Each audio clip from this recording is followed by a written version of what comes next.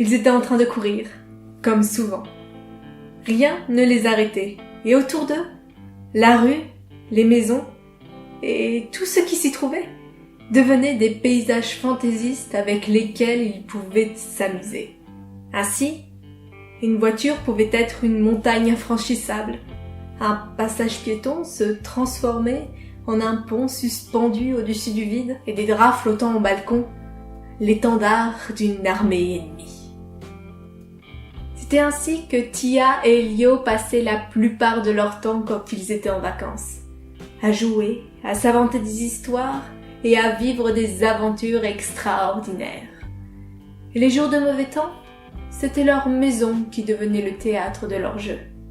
Bien évidemment, la cabane au fond du jardin d'Elio était devenue leur base secrète. Personne n'avait le droit d'y entrer à part eux, et surtout pas les adultes.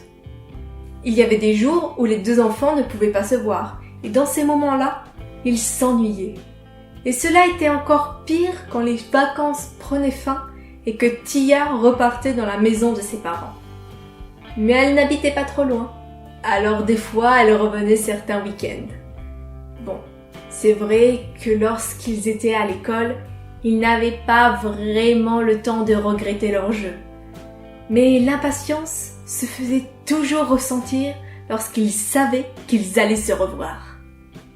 À peine Tia avait-elle posé un pied dans la maison de ses grands-parents et leur avait fait un câlin, que la sonnette de la porte d'entrée résonnait et qu'Elio se trouvait derrière trépignant. En quelques secondes alors, la petite fille disparaissait dans un bruit de pas précipités. Le petit village où ils se trouvaient n'avait plus aucun secret pour eux, et tous les riverains les connaissaient. C'était donc sans surprise qu'ils les voyaient courir et sauter d'un bout à l'autre sans s'épuiser. Ils les surveillaient du coin de l'œil quand ils les voyaient parler avec animation de choses dont ils ne comprenaient rien. Il n'y avait que les quelques touristes de l'auberge qui étaient toujours étonnés lorsqu'ils se restauraient sur la terrasse de la place avant d'être attendris par leur complicité et leur joie. Les jours de marché étaient sans doute ce qu'ils préféraient.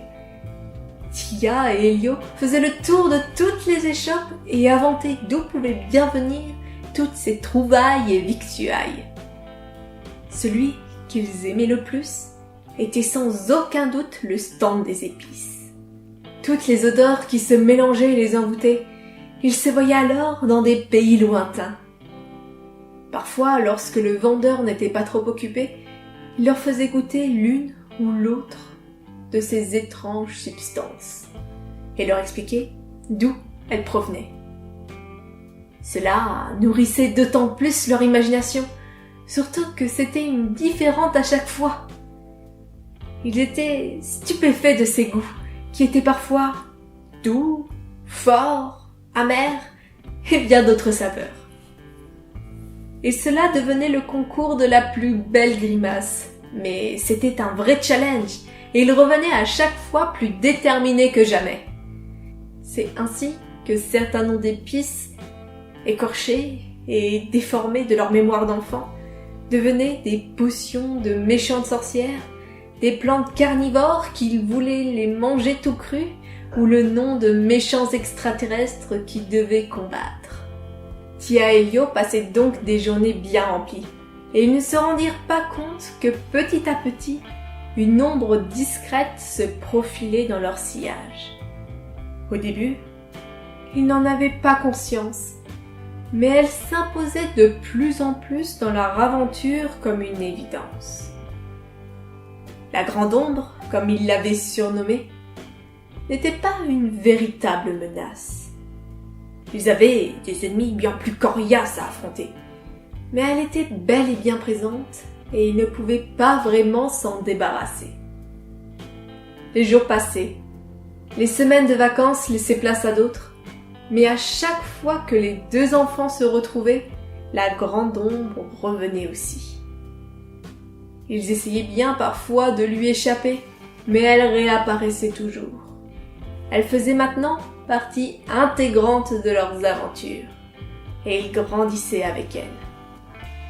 Elle prenait des formes différentes, mais son but était toujours le même, et c'était pour ça que Tia et Elio la redoutaient de plus en plus. Parce qu'ils prenaient de plus en plus conscience de sa signification. Presque invisible et terrible, ils essayaient maintenant de la fuir le plus possible.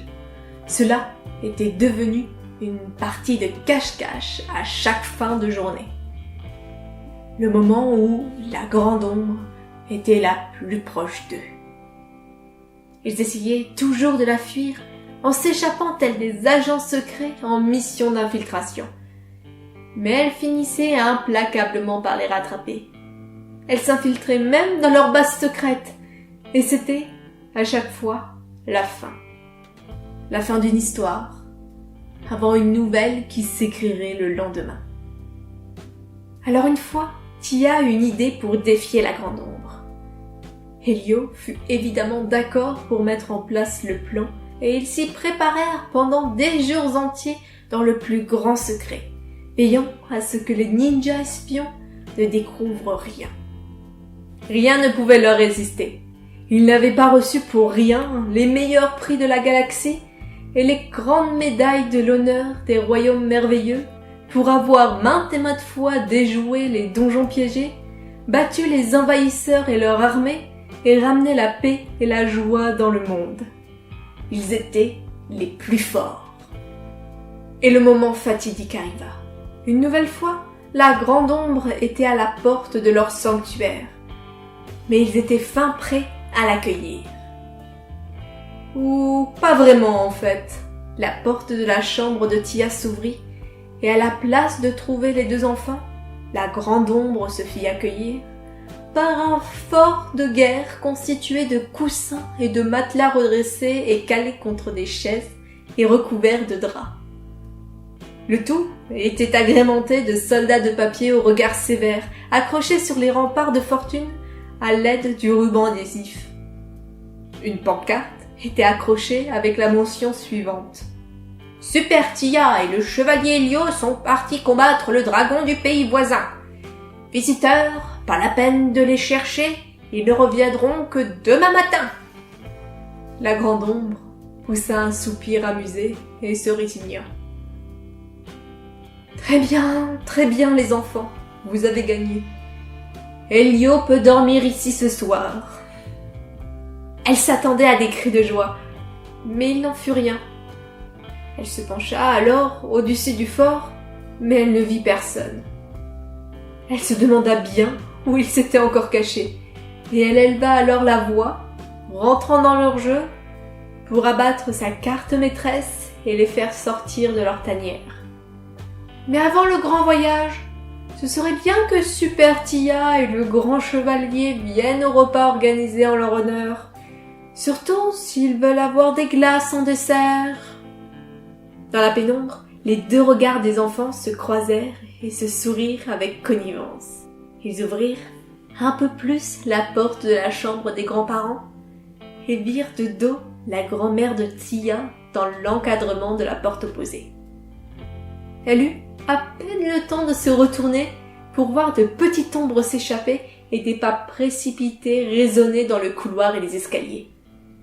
Un rire s'échappa de la grande ombre. Plus le temps passait, moins ses enfants avaient envie d'être séparés à la fin de la journée. Et aujourd'hui, c'était avec plaisir qu'elle avait échoué à sa quête.